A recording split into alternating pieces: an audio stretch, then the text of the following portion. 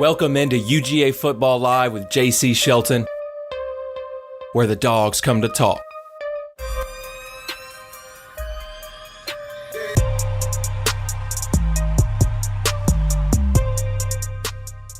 Hey, welcome in, guys. Another episode of UGA Football Live with JC Shelton. We are just weeks away from the 2023 season. Georgia has a chance to become the first team since 1930s to repeat as national championship for 3 times in a row. And that was Minnesota, for all you still around from then. And to really get this started here in this offseason episode, first episode in August, is Rennie Curran, former Georgia Bulldog linebacker. Great. Rennie's a friend of the show, been on a couple of times. First time on YouTube, so welcome to the YouTube. Also, Rennie, just to start people off, let them know how you're doing. Man, doing great. Always glad to be on. Always great to connect with the Bulldog Nation, whether it's, on a radio show like this or at a Walmart or at a grocery store. We got the best fans in the world, and they're always super supportive.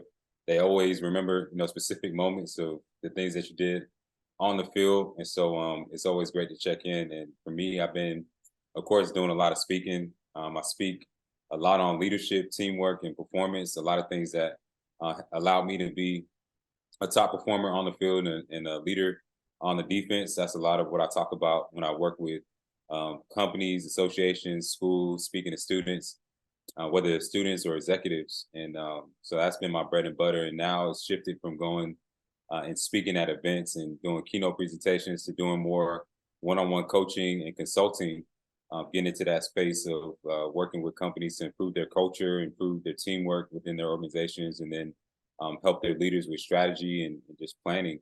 So that's where I'm at now, man. My business has been growing. My daughter, who was born in Athens my sophomore year, she's now a high schooler, which is crazy to say. Wow. Rennie Curran playing volleyball, hoping she can go to UGA one day. And then, I got my nonprofit as well, too, called the Game Changers Foundation, and we're helping athletes become leaders through community engagement, mentorship, and leadership development. So that's, in a nutshell, just some of the things that I've been up to, man, just staying busy and still mentoring a lot of young guys, up-and-coming athletes whenever I can, and just staying active. Yeah, I love to hear that, man. And let people know where they can find you in Game Changers before we get started. So just to my website is renniecurran.com.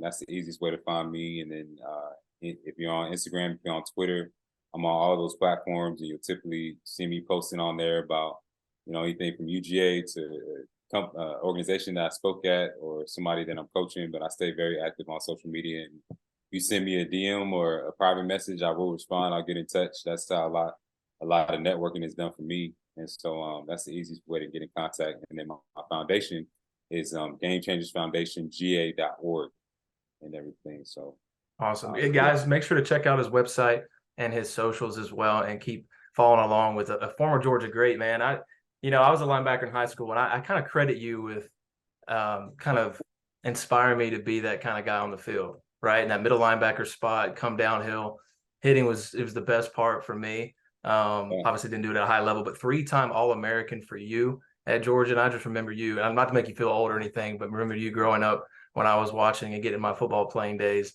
And it was always an inspiration for me. And I think that, you being a leadership coach is a really cool segue for us here, because that's what I wanted to talk about and start with. Georgia lost 2 of its biggest leaders defensively, arguably, this past offseason, right? I mean, you have Nolan Smith, who is that guy for years. I mean, he was a senior. He went through some injuries, and he still was coaching guys up at practice, coaching guys up on the sidelines, being that voice that you need, especially when times get tough in an SEC schedule. And then you go to the postseason, there's tough teams, offenses who have a whole season worth of tape on you, and it can expose you in different ways. And you have to have that voice and that leadership to keep guys up and keep guys in the game, I feel like. This year, you have Smael Mondon and Jameis Dumas-Johnson out there in the inside linebacker. They returned. They had a great first year as starters last year, and really taking that mantle as Georgia linebackers who are really productive. And I think Dumas-Johnson has that characteristic that you want from a linebacker like that, like we have from Kobe Dean and Tay Crowder and Roquan Smith, another great one there, under Kirby Smart and Glenn Schumann. What do you think makes a leader, and especially on the football field? Yeah. And what do you want to see from these guys to be that leader in this upcoming season on a team that is battling complacency, really? Yeah, I mean that's a great question because for a lot of us, when you look at athletes, like a lot of us are put in leadership positions because of our performance and not because necessarily we're good leaders or we're good at influencing or we even know what it is. But our coach just kind of sticks us there either because we're making a lot of plays or because of seniority. And that's a recipe for disaster because a lot of guys take it to the head. They think they're better. They talk down to guys around them. And number one thing I think it takes to be a leader is you got to be showing up consistently. You got to know what to do. Like a leader leads based off the fact that they are leading either by example or they're leading just based off of their character. And so both of those things take work. You got to be able to show up day in and day out, be consistent in your performance, be consistent in knowing what's going to happen on the field, what's happening off the field, whether it's knowing where to be at the right time, what time the meeting starts, what the call is, and being able to communicate that with confidence. All those things, it doesn't just start. It doesn't just come out of nowhere. Like you really got to work on those things. And I think that's one of the most underrated strengths that Kirby has brought to this team. And I mean, it's the proof is there, right? With the national championships, the fact that we've been able to go back to back, that speaks in a large part to the leadership development. And that's something that's not talked about. Like we talk about the recruiting and all those things, which we know Georgia's always brought in great players. We've always had the talent. But I think the biggest difference that you're seeing now is that the leadership is there, man. And if you're in practice, if you're watching how Kirby communicates with guys, how he challenges guys, he's always somewhere in the mix throughout practice, challenging the leaders to step up and guys to speak up and guys to be vocal. He's always putting guys in a leadership position, which is one of the most powerful things that you can do as a leader is create other leaders. And so he does, man, he does it year in and year out. And not just the guys who you would expect, but he always is building succession, which means, you got the leader there, like we had Nolan last year, and now you got the next guy up, who knows he's going to be in that leadership position. So he's constantly working on that, not just skill set, but mindset, like getting these guys to understand, hey, you want this team to go a certain way, you got to step up, you got to be a leader, you got to call guys up. And then how he recruits as well, too. He brings in like alpha dog types. So I look at, JD, Dumas Johnson, he's an alpha dog. Like he's a guy who's not afraid to lead, who's not afraid to step up. Same thing. You got. I look at a young guy like Michael Williams. You can look at him and tell like he knows he's a leader. He knows he expects like good things to happen for himself and for his team. He brings in winners, and so that type of mentality, when you're constantly bringing guys like that into the locker room, it just starts to really create this culture where winning is expected. And now, like the national championships have become the norm. So that's what I was saying in terms of like what it takes to be that leader, and then what I like to see. I mean, Kirby's already doing it. I love seeing guys that have that confidence, that have that swagger, but also are backing that up with hard work and dedication, and just that buy-in. Yeah. I think they made a good point there about the culture and previous leadership and guys looking at that and exemplifying that on a year-to-year basis when guys in the NFL departures, the transfers, what have you. I think that's how you build culture. I think that's what we've seen with Kirby Smart is, I mean, every time these guys step on the podium after spring practices, after fall practices, after games, media asks them questions and leadership comes up. Like just last week, we had Javon Bullard, defensive back, a star in his own right, had a huge season last year. And he talked about JDJ, and he talked about the guys, the linebackers he had come before him. He was like something along the lines of he's seen the leadership before him, so he knows how to do it, what to do, and he's just doing it. So I think that's the biggest part of what you have in this culture, and that's why winning is so really expected from those guys themselves. And then we see it on the field on Saturdays. What do you think? So you played extensively as a freshman, right? And obviously finished out your career, had racked up tackles every year. I think it set a UGA record at the time, or maybe you were at 5 all, something like that. But what was that time for you, coming in as a freshman to maybe your senior year or your junior year, sorry. What was that time for you then you expected that leadership on yourself? Like you were, all right, now I'm the leader. Was it when you were a freshman or was it down the road? So really, man, that freshman year you come in, you're just in survival mode. You're trying to learn the ropes. You're trying to just not talk too much. You're trying not to piss anybody off, especially the coaches who just brought you in. So you're trying to earn their trust, and you're really trying to build confidence within yourself, man, and just overcome that imposter syndrome. Because the first thing that happens, and now that I'm talking to young guys, I always tell them, hey, this is what's going to happen. You're going to walk in that locker room for the first time. You're going to see the team. You're going to see the guys who are way bigger than you.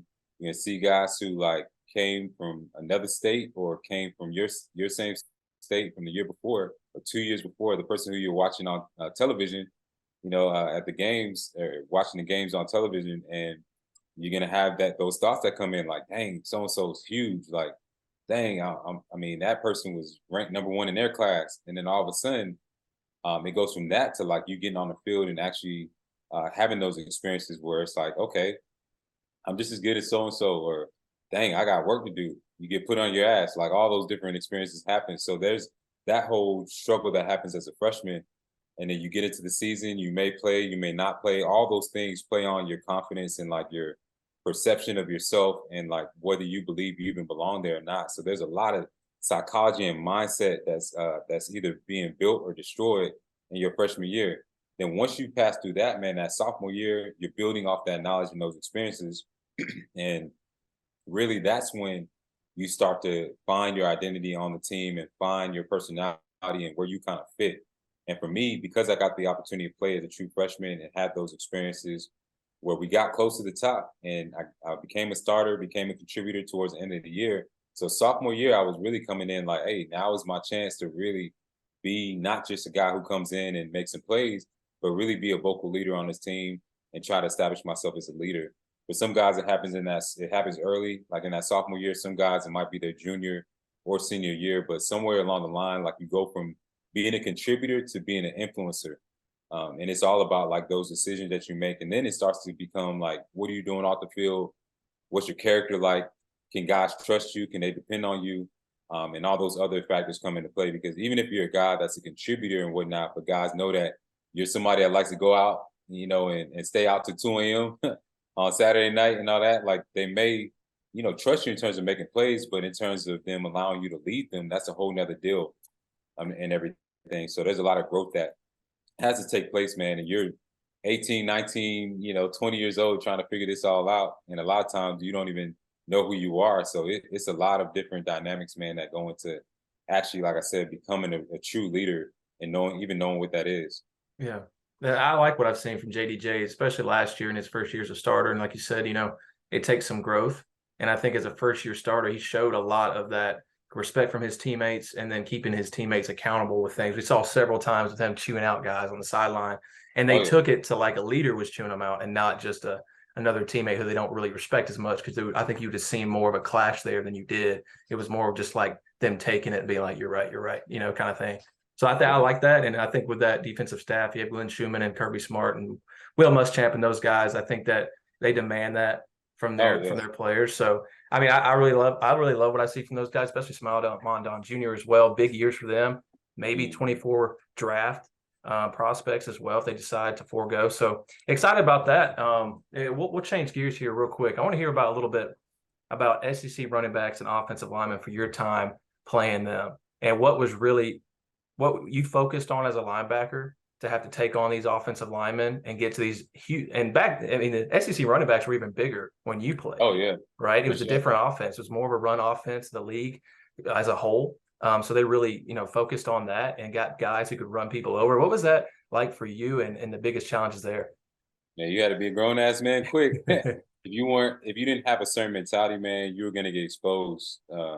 Defensively, you really had to depend on your defensive lineman. Like I definitely couldn't do it on my own. I had great defensive linemen like Geno Atkins, Justin Houston, and several guys who, Jeff Owens, Kay Weston, guys like D'Angelo Tyson. I mean, who really were space eaters and who took up those blocks, man, so that I could be open. And I had to depend on Danielle Ellaby, Hakeem Dent, and the other staff, man, to do their job. And everybody had to be in the right place at the right time because if there was one gap open, man, it was going to be, wide open and everything. You're going against, Tim Tebow, even who was another fullback type.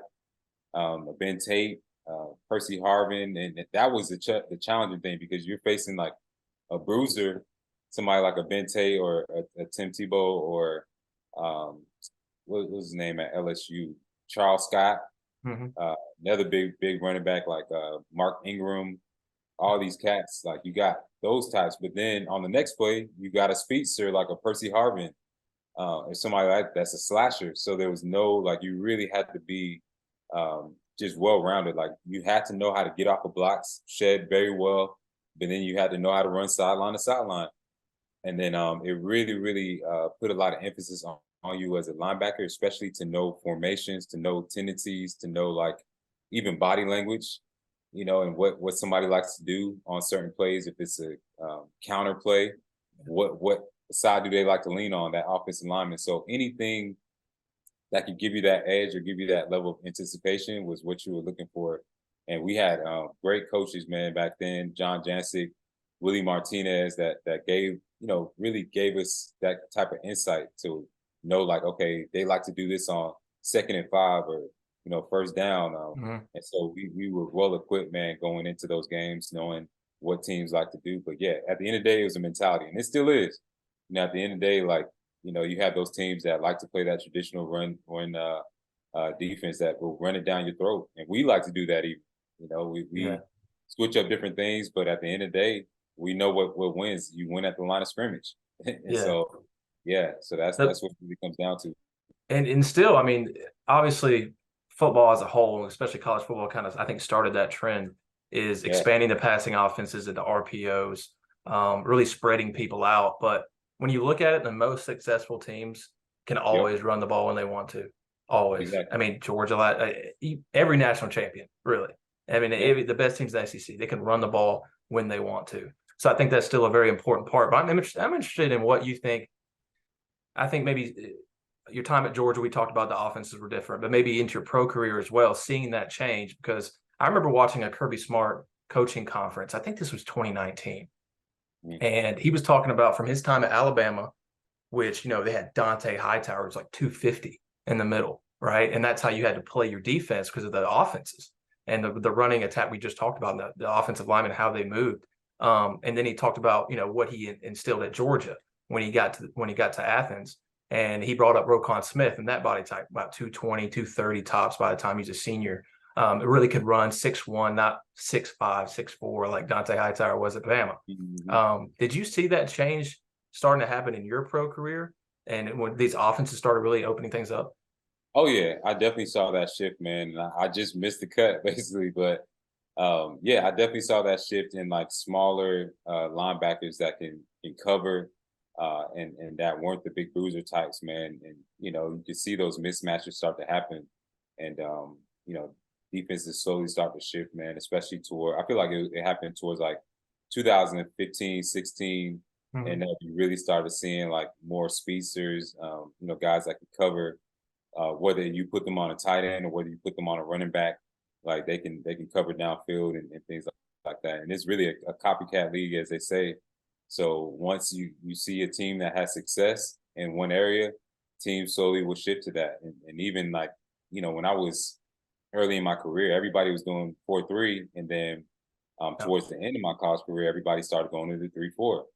And really, I think Bama had a lot to do with that. Honestly, running that 3-4 defense and everything, the success that they were able to have Yeah. and whatnot. So it really, you just never know. And then some teams, they just are traditional. They do what they do.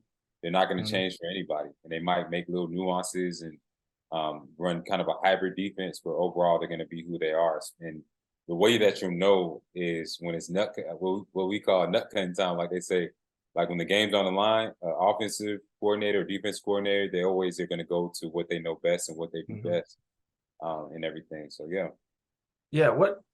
Why do you think that shift to the 3-4 worked so much better? man, I don't know. I really think it goes back to who's winning at that time and who's having the most Mhm. success. Yeah. A lot of teams are going to go with either who's winning at that time, who's having the most success, or if you get a coach that comes from a certain tree, Yeah. or from a certain branch. I mean, Kirby is a perfect example. He comes from that Nick Saban background, so he's gonna stick to a lot of the philosophies that he's comfortable with that has worked in the past, and stick to that. So it Yeah. really just depends on the personality of that offense coordinator, that defense coordinator, and then that personnel that they built up over time. Yeah, I think that makes sense, perfect sense. I'm just really interested on why that kind of shift happened. And I guess, like you said, from different trees, and Kirby Smart has really changed a lot too from that Bama defense he ran with the times, like we just said, with the different body types he puts at guys and the star position, which I really love to see. You have a guy like Javon Bullard who comes in, who's basically a strong safety. Yeah, And you stick him in the box, and the way he's willing to hit people at his size is so impressive to right. me. Because guys, I mean, if you're listening to this, you never really played football too.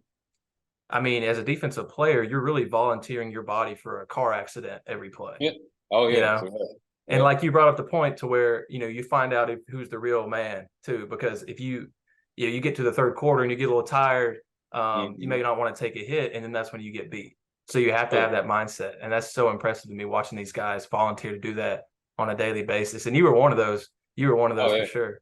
Heck Um, yeah. Yeah, I was definitely not afraid to be that human torpedo and go in and NFL teams love that, man. That was one of the things is I was like moving on and going through interviews with teams. Like we went back through some film, and they clearly saw that I was a guy who wanted to lay it on the line, and they look for things like that. Are you a guy that when it's a big collision coming, like you kind of dip your shoulder and try to avoid contact, or balls to the wall, head full of steam, going in there fearless and everything, because they know like that's what it's going to take to win. And it's just one of those things that comes with what you do, and comes with being a leader as well too. If mhm. you need a big play and you need to set the tone. Like there's certain guys that rise to the occasion, make things happen, regardless of the cost. And then there's others who, I call them role players. Like they're in their position, they're not going to lay their body on the line, and that that's just how it goes. Yeah, I feel like some corners have that about them sometimes. It maybe a man-to-man guy, and Yeah. then when it comes to playing cover two and having to come in and tackle somebody on the opposite side, they get a little worried. You can tell it Oh in their yeah. body language, right? Um, Yeah. yeah, and you mentioned something that I want to ask you about. I'm throwing him a curveball here, right here, Rennie. Sure. What is the weirdest questions you ever heard in an NFL meeting? Like they're interviewing you. You Hmm. remember a weird one? Man, this is one of the weird ones. Uh, I'll give you a chance to talk about it. Guys, if you haven't watched Hard Knocks and they ask these weird questions, I mean, you've got to see this stuff. And then there's always this guys after the NFL draft process who come in are like, I was asked something about, my childhood when I was like 12 or something like that. oh yeah. Like they'll ask you anything about from girlfriends to like what you did your freshman year. They already know a lot of times, and that's something I always tell guys, man. When I'm talking to them, especially if they're in high school, college, I'm like, look, man, everything that you do now matters. Like I don't care if you think it's something small or something that you just being dumb on a Saturday night. Like 9 times out of 10, if you do have the opportunity to make it to the league, like that's gonna come up. And I had to answer for something I did like my freshman year, stupid. I had like a scooter incident my freshman year at UGA, and they asked me that. What else is one of the guys? He just asked me like it was like what it was kind of like what would you like how hard would you go, or if I told you to run through a brick wall, would you do it? Type of question. I'm just like yeah, like of course, like give me that check and I'll run through anything. Yeah, Yeah, exactly. it Yeah. was a After I question sign, like give me that. that pen. Give me that pen, and we're Yeah, good to go. What team was that? it was the Bucks, The the Bucks. Buccaneers. Yeah. Yeah, That's hilarious, man. Would you yeah. run through it? Yeah. Have you seen me play? Yeah, I'll run through a brick wall. I mean, I'll run Right. through brick walls every. Oh, You seen Mark Ingram? Yeah, I run through a brick wall. hell yeah. Another one asked me like, he asked me like what, just like what happened on the play, and like I had gotten beat or something, like like an angle, I took a wrong angle or something like that, and it was obvious. But he asked me like what happened on the play. I was like, I don't know. I thought something was there that went. It was just so it got super awkward. Because it like some teams will literally they'll bring you in a room and they'll tell you to get up on the board and just draw up formations and explain like what each person does on that Yeah. play, and get you to break down an offensive play. It might be a running back ISO or counter play, and just get you to draw up your fists and different things like that. And then other teams, you'll walk in to the one-on-one meeting, and they'll have a television set up with like, film on your 10 worst plays, and then they'll just be like, "Hey, what happened right here?" Like, and want you to break down like what play it was and what down it was, and exactly like recall everything. And I'm just like, dude, like, I have no idea what happened on this play, like, or That's what play. nerve-wracking. Yeah, it's like God. it can be definitely nerve-wracking, and you got millions of dollars on the line. It's talking about, so you screw up there, it's like 9 times out of 10 they're not drafting you, like, so yeah. Not me, not me, man. Yeah. That's nerve-wracking. That is so nerve-wracking too. Did you prepare for that? Did you like have to, So review your film and make sure you knew your bad so ones? yeah, like I review my film, but one thing we had, like especially at Georgia and whatnot, is we would have the down and distance on the film, the play call, all those things, and I hadn't like reviewed it without like all those things and like looking at, if there's no call, there's no down and distance, there's no, link in terms of like the play call. What is this, like diagnosing it based off of like the safety depth or something like that? So, and then some games we would have like special calls that we put in. So yeah, they stumped me with that and All right. whatnot. Sorry, my dog's going off right now. Oh, you're good. You're good. No. Hmm. Interrupted. Sorry. It's all good. He's protecting the house. Yeah. Protecting the house. All right. Thanks, Rennie. Last question. Before we get out of here, battling complacency. Yeah. As a coach you are, I would love to hear about what you would tell this team before the season. And we've heard what Kirby says. I like what he says. I'm interested in what you would tell the team in battling complacency, vying for a third national championship in a row with all these expectations going high. Yeah. The first thing is you can't get caught up on the past. And you see it happen every single year with Kirby, where they come up with a new theme for the year. And I think that's strategic, to remind guys that, hey, this is a new year. What happened last year has nothing to do with this year. Like, we got to have a clean slate. This is a new team. This is a new mentality, a new theme, and really just hitting that reset button and reminding themselves that, hey, what got us that championship last year? Yes, there are going to be some similar things, but it's not going to, like, we can't be the same team we were last year, because we don't have the same team we had last year.